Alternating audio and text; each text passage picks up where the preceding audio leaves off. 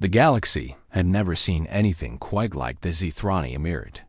For 3,000 years, the Emirs had carved their names across the stars, dividing civilizations as easily as a butcher divides meat. They moved through space with the confidence of gods, and to most species, they were exactly that. Their ships were mountains of black metal that blocked out suns. Their weapons could turn planets into ash. Their armies numbered in the billions. When they arrived in a system, there was no negotiation. There was only surrender or extinction. Humanity learned this lesson the hard way. The year was 2847 by Earth's old calendar, when the first Zithrani vessel entered the Sol system. Admiral Chen Wei stood on the bridge of the ESS Vigilance and watched the alien ship approach. It was larger than anything humanity had ever built. Its hull stretched for nearly 50 kilometers, covered in strange symbols that glowed with an inner light. Communications came through in a language that the ship's computer struggled to translate. The message was simple. Humanity would submit. Their territory would be divided among 7 Emirs.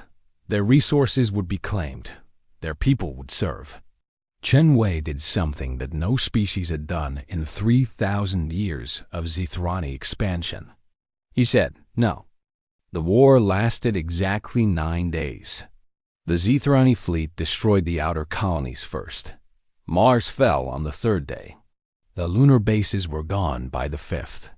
By the 9th day, Earth's orbital defenses were burning wreckage, and 3 billion humans were dead. The remaining population watched from the surface as Zithrani dropships descended like metal rain. The Emirs divided Earth into 7 territories. Each Emir claimed a continent or major region as their personal domain. Emir Kareth took North America. Emir Solvan claimed Europe and Western Asia. Emir Nothgar seized Africa. The others split the remaining lands among themselves. Humanity was scattered across these territories, families separated, communities broken, cultures deliberately mixed to prevent any sense of unity. For 200 years, humans lived under Zithrani rule. They worked in the mines. They served in the households of lesser Zithrani nobles. They died in the construction of monuments that celebrated their own defeat. The Emirs were careful to keep them weak. Travel between territories was forbidden without special permission. Education was limited to skills that served Zithrani interests. Any human caught studying science, history, or military tactics was executed publicly. The Emirs made a mistake that all conquerors eventually make. They underestimated the very quality that had made humans say no in the first place. Deep beneath the Rocky Mountains, in tunnels that predated the invasion, a movement was growing. It started with whispered conversations between workers in the mines. It spread through coded messages hidden in trade shipments between territories. It grew into a network that spanned all 7 domains, invisible to Zithrani sensors, undetectable by their informants. They called themselves the Consolidation. General Marcus Stone was born in the tunnels. He had never seen the sun without the shadow of Zithrani ships crossing it. His father had been executed for teaching children mathematics. His mother had died in the copper mines of what was once Colorado. By the time he was 30, he had unified 17 separate resistance cells into a single fighting force. The problem was not willingness to fight. Humans had proven that willingness 100 times over the 2 centuries of occupation. The problem was capability. Zithrani technology was simply too advanced. Their shields could stop any weapon humans could build. Their sensors could detect any movement larger than a single person. Their ships could devastate entire regions from orbit. Stone needed something more than courage. He needed an advantage. He found it in the most unlikely place possible. Emir Solvan's chief scientist, a being named Vethkol, had grown disgusted with his masters. The Emirs had become complacent in their rule, more interested in their petty rivalries with each other than in actual governance. Resources that should have gone to maintain their technological edge instead funded elaborate palaces and endless celebrations. Vethkal had watched the Emir grow weak from the inside, and he knew what that weakness would eventually attract. The Zithrani were not the only power in the galaxy. The hegemony of the Outer Rim had been watching the Emir for centuries, waiting for exactly this kind of decay. Vethkal calculated that within 50 years, the hegemony would invade. The Emirs would fall, and everything they had built would be destroyed, including the human population they had enslaved, unless someone acted first. Vethkal made contact with the Consolidation through channels that even Stone found impressive. The scientist offered something beyond value. He offered knowledge. Specifically, he offered the complete technical specifications for Zithrani shield technology, weapon systems, and faster-than-light drives. The price was simple. When the humans won and Vethkal was certain they would win, they would give him sanctuary. They would protect him from the revenge his own people would seek. Stone agreed without hesitation. The next 40 years were a masterwork of patience and precision. In hidden facilities across all 7 territories, human scientists and engineers worked around the clock. They didn't just copy Zithrani technology. They improved it. Human creativity, freed from the constraints of tradition that limited Zithrani development, found solutions that the aliens had never considered. Shields became stronger. Weapons became more efficient. Ships became faster. Most importantly, they built them in secret. The Emirs suspected nothing. Their sensors looked outward, toward the hegemony threat they were finally beginning to take seriously. They never thought to look down at the slaves beneath their feet. Why would they?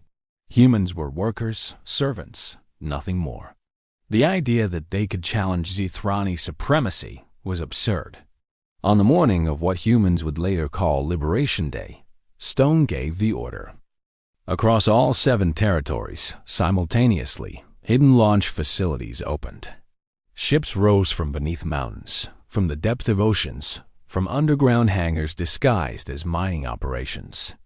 In the space of 20 minutes, 40,000 human vessels achieved orbit, their shields already active, their weapons already charged. The Zithrani responded with predictable arrogance. Emir Karath ordered his orbital fleet to destroy the human ships immediately. His commanders obeyed without question. They had done this before. They had crushed rebellions from dozens of species across the galaxy. Their weapons hit human shields and did nothing.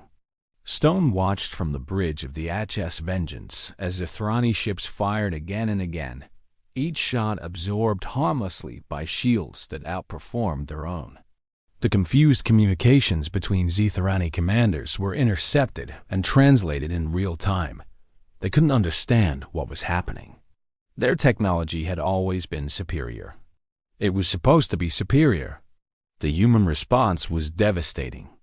New weapons, designed in secret, tested in hidden facilities, tore through Zithrani shields like paper. The orbital fleet above North America was destroyed in 4 minutes. Similar reports came from every territory. The Zithrani had divided their forces among 7 Emirs, each jealously guarding their own ships, refusing to coordinate with rivals. Humanity had consolidated everything into a single fleet under unified command. The Emirs tried to call for reinforcements. Their signals reached Zithrani space, 300 light-years away. But Stone had planned for this too. His fastest ships had already departed, moving at speeds the Zithrani thought impossible, carrying weapons designed to ensure that no reinforcements would ever arrive. Within 6 hours, every Zithrani military vessel in the Sol system was destroyed or captured. Within 6 days, every Emir was dead, their palaces burned, their monuments pulled down. Within 6 weeks, the human fleet had reached Zithrani space and begun a campaign of conquest that would last 5 years and span 400 star systems. The galaxy watched in shock. The hegemony of the Outer Rim canceled their invasion plans. The collective of the Inner Worlds sent diplomatic missions. Species that had never heard of humanity suddenly found human ambassadors at their doors.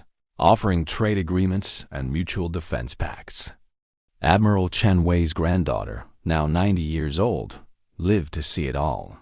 She stood on the observation deck of the new Earth orbital station and watched as the first ships of the Imperial fleet returned from Zithrani space. The fleet was massive now, 10 times the size of what had launched on Liberation Day, crewed by humans who had never known slavery, commanded by officers who had been born free. General Stone stood beside her, old now, but still strong. He had led the campaign himself, refusing to stay safe on Earth while his soldiers fought and died among the stars.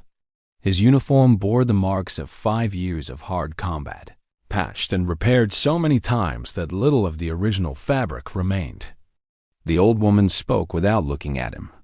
She remembered the stories her grandmother had told, stories of the first invasion, of the 9 days that had ended humanity's innocence. She remembered the 200 years of darkness that had followed, the fear and the suffering and the endless, grinding despair. Stone understood what she was thinking. He had lived through most of those years himself. The memories would never fade. They would never forget what the Emirs had done, how they had divided human families and human lands and human hope itself into 7 pieces, each piece crushed beneath an alien boot. But they had survived, more than survived. They had learned and adapted and grown stronger than their enemies could have imagined. The Emirs had thought that dividing humanity would weaken them. They had been wrong. It had done the opposite. It had given every human, no matter where they were, a common enemy to hate and a common dream to share. The Imperial fleet had consolidated everything, not just territory, not just military power.